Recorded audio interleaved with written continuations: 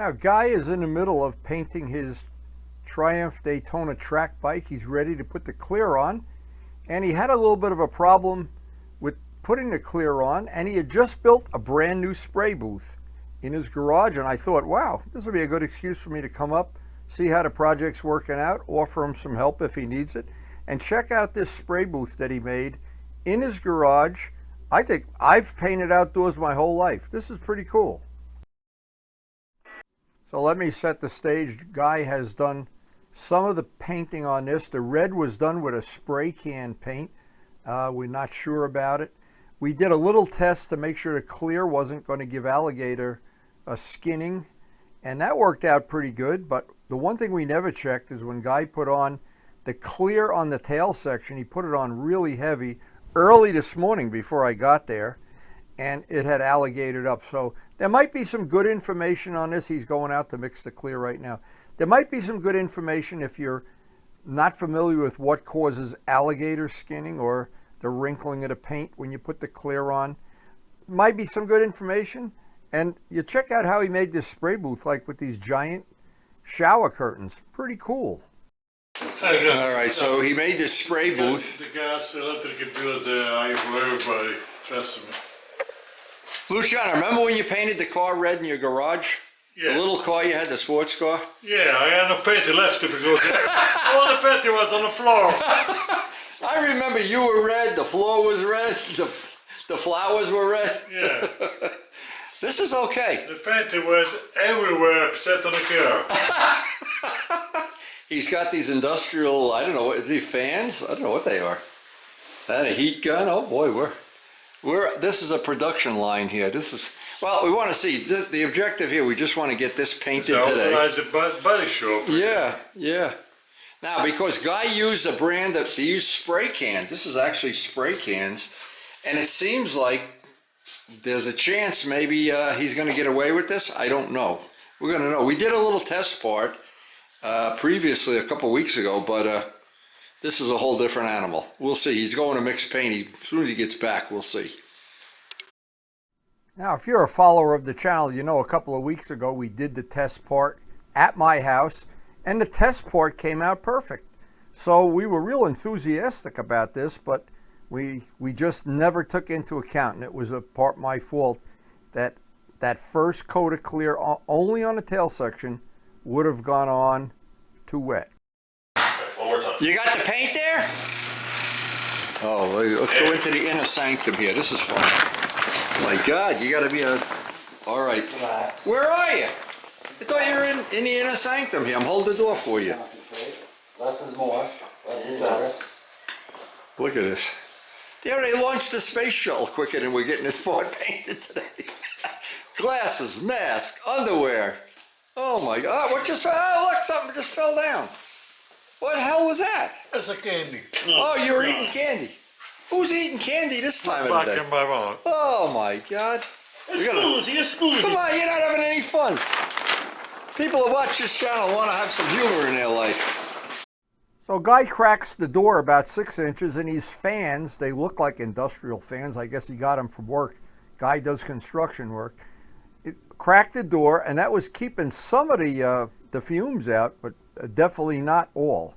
Spray booth stuff, there's no way you can avoid it. You do breathe in a lot of fumes. All right, kid, this is your 15 minutes of fame coming up. I gotta put the light in. Make me proud. Oh my God. You got the most modern equipment possible from Harbor Freight. Throw some light on that puppy. Look at this, he's got lights. Action. All right, close it. All right, now go. I want to see you paint. Huh. People who watch this channel want to see some fun stuff going on. Anybody can paint if you have a body shop. There you go. Breathe deep the gathering gloom. Look at this man go. Holy mackerel. Stop. Let me show this on video. You see how wet this is why you had a problem with the seat. Watch. Give me the gun. I went real light. Bullshit. You got this way too rich. Back this off. Okay. Man, you want it to come out like it's fogging in the air, not like... See, I want to show this. That is way too thick for a first coat. That's why you had the problem. Right. I went in a little bit more. In a little bit. In a little bit. Let me see how it sprays. Don't spray yet. No, paint's up. Oh. Much better. Okay. Still too. Go in some more. Go in some more. You're going to have that same problem. Try to make something educational. Yeah, here you go. Okay. If you search my channel, there's a dedicated video that's very, very clear on how to set up a spray gun right out of the box. It includes the unboxing. It's very informative for somebody that might be new to painting. Guy had the gun running very rich. In other words, the paint was coming out in big giant globs instead of a fine, misty, very fine spray, similar to what you would get from an airbrush. Okay. Light coats. It is. Light bullshit. You're painting a car. That's the problem. This you're painting it like it's so wet. Dry. When you see that big, it looks like sandpaper there, like overspray. That's too thick for a part like this. There's nothing on it. Trust me. Put some paint on here. Well, now I'm gonna go too much. I don't want to go too. No. Oh, all right. Well, you know what? You're right. Let this kick off for about 15 minutes, 20 minutes. Let me get the heat on it. Go, get Jim in here. All right, Jim got a mask? Yeah. Let's heat this up. We are trying to work under battle conditions here. It's due to snow any minute. So Guy had this really powerful heater. I think it runs on diesel fuel or kerosene. It was kit in the garage that it wasn't warm, but it wasn't freezing cold either. Outside, it was bitter cold on the verge of snowing. So I'm used to working under these kind of conditions, but again, I paint outdoors. So, and then I would go into the garage with either a heat gun or a hairdryer and warm the part. Well, we didn't do that today. So the way this worked out, we did this little test piece, the hugger, and then I try to evaluate. If you look at this real close, see how the paint is alligator, I call it alligator skinning up.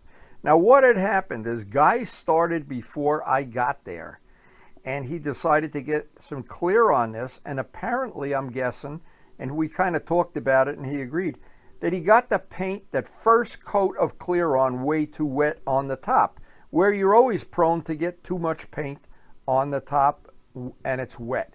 So what happens, the chemistry of the paint goes down into the chemistry of the red and the black, and it doesn't like it, and it causes it to lift, it causes it to soften and lift, and I don't know how to explain it other than saying alligator skinning. Now, before we do the big fairings and before we do any of the other parts, I want Guy to get his technique down pat. So today, the whole day was dedicated to doing some practice spraying.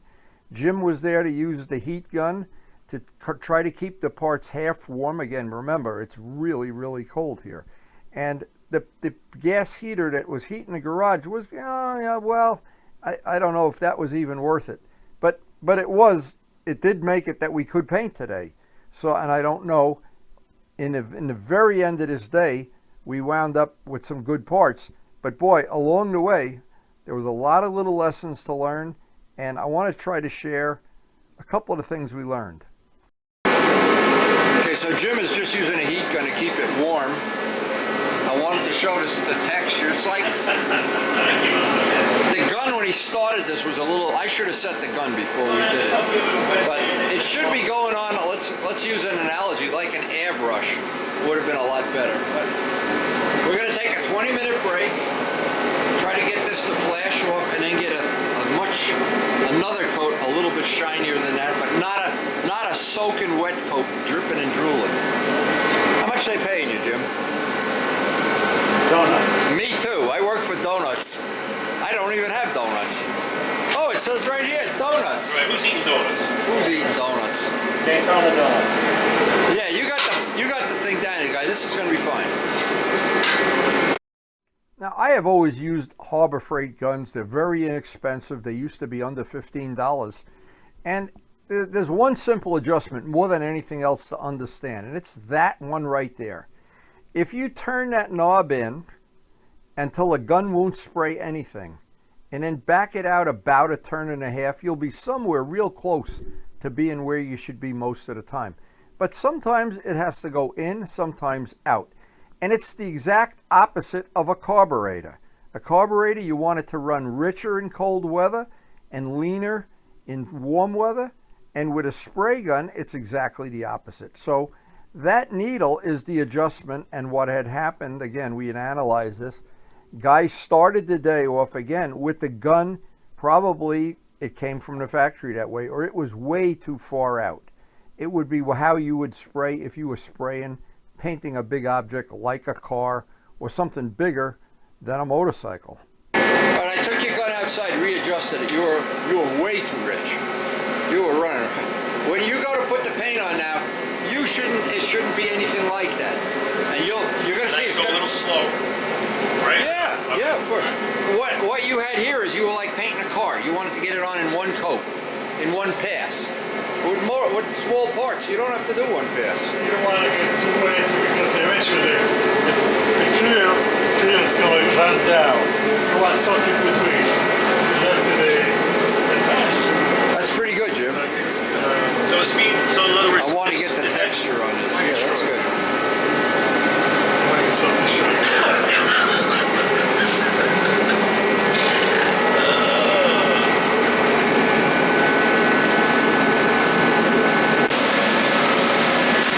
You see it spraying thinner now? You got that? Yeah, okay, good.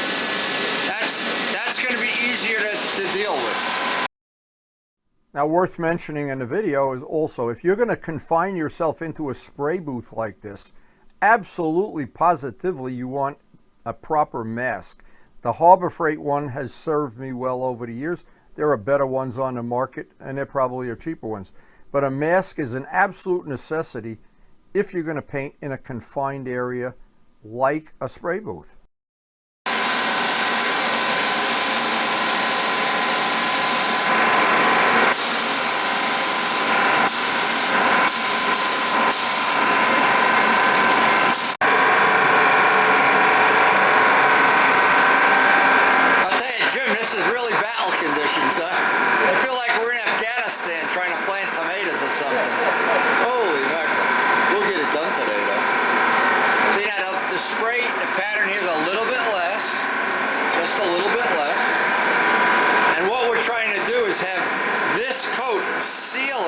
So when you put a wet, oh my God, something just blew up.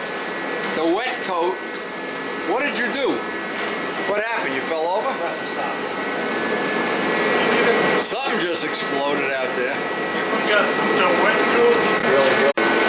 Okay, final coat going on now, and then this is going to dry 3 days, and hopefully that'll seal in the no auto paint. And we'll all be celebrating eating donuts. All will be dead, one or the other. So a lesson that Guy learned right away here is when you're going to use spray cans, there are a good possibility you can make spray cans work and then get the clear to go right on top of it. Some people do, some people don't. Rust-Oleum is a product that if you let it dry long enough, you can clear it with 4-to-1 clear, but not always. So it's always good to do the test and always good to do the small parts before you do the big parts in case you have to go back and redo them.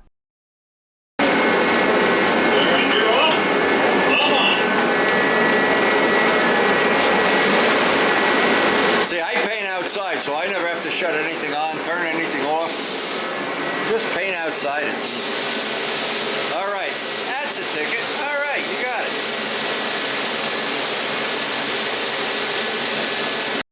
So keep in mind, if you were to start with one brand of primer and go right up through the clear with one brand, almost guaranteed you'll have good results. Every time you add an additional brand in this case it's AutoZone Primer, Hobby Shop Red, something else black, and Gavin's Clear, that you got a sandwich of things and you don't know which is contaminating the one above or underneath it. So that's an important lesson. You notice how the gun is spraying a lot drier now? Yeah. In other words, you can go back and forth 3 times, where in the past, if you went back the 3rd time, you'd have a run. There you go. Now, I've always painted with one golden rule. A lot of thin coats are always better, easier, less risk that you're going to get runs. A lot of thin coats, and letting them dry between coats is always in your favor. In cold weather, paint dries slower. More important to leave time between coats. We will leave in 20 minutes between coats. If we had all day, we probably would have left an hour between coats.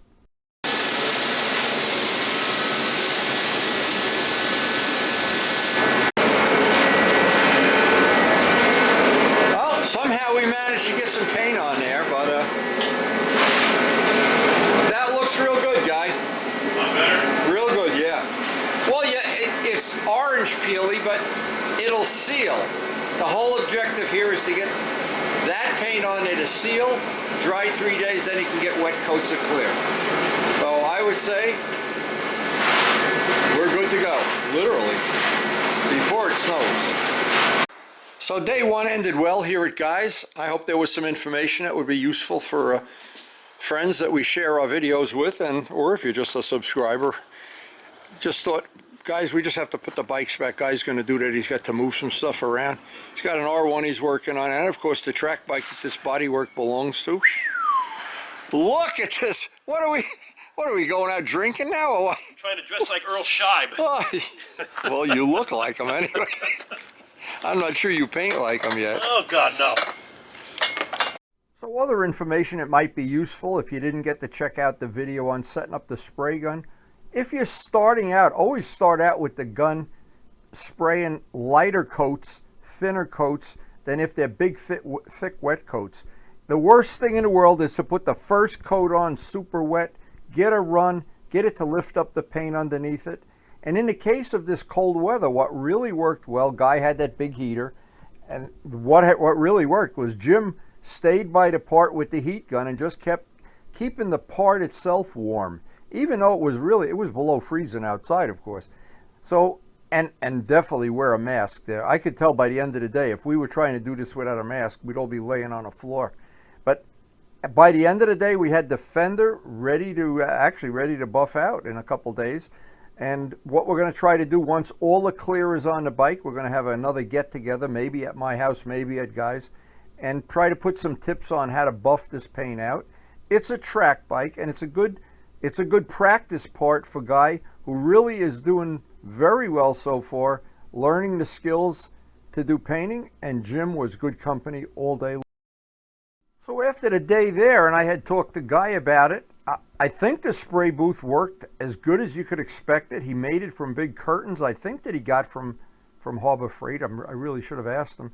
But again, there are lessons, and I tried to touch the little high spots on this video. On our channel, there are literally hundreds of videos of painting. Virtually all of them are outdoors. And there's techniques that work for me that I've developed over my whole life. I'm 79 years old, and I was spray painting things when I was 14 years old, and I've never stopped. So that aggregate of information, it's my goal to try to pass some of it on to my motorcycling friends, my modeling friends, and friends that are just checking out the channel. Now, we always try another thing. Whenever we have these get-togethers, we always have something to nibble on, and we always have some fresh coffee. But we always try to do it and make it fun, because if you're doing this kind of work with your friends, even on a cold day like this, it's fun. We used to have the big A-team, and we used to do most of it by my house or Bob Navola's. Now it looks like Guy has taken over the role that Bob Navola had, because he had a heated garage too. But to make working on motorcycles and make painting as much fun as it can be, do the job efficiently, and come springtime, have a really cool looking buffed out bike. Now, if you're new to our channel, we have a very, very eclectic channel. One of the new features we have now is some of the videos are grouped into groups that you can access all the videos for one category in one mouse click. And it should be very convenient and very handy. Just check out the feature on the main screen playlist. And thanks to everybody for supporting the channel. We appreciate your support, and it makes this channel possible with all the things we do, the painting, the wheels, the polishing. And please take a second or two and hit the like button.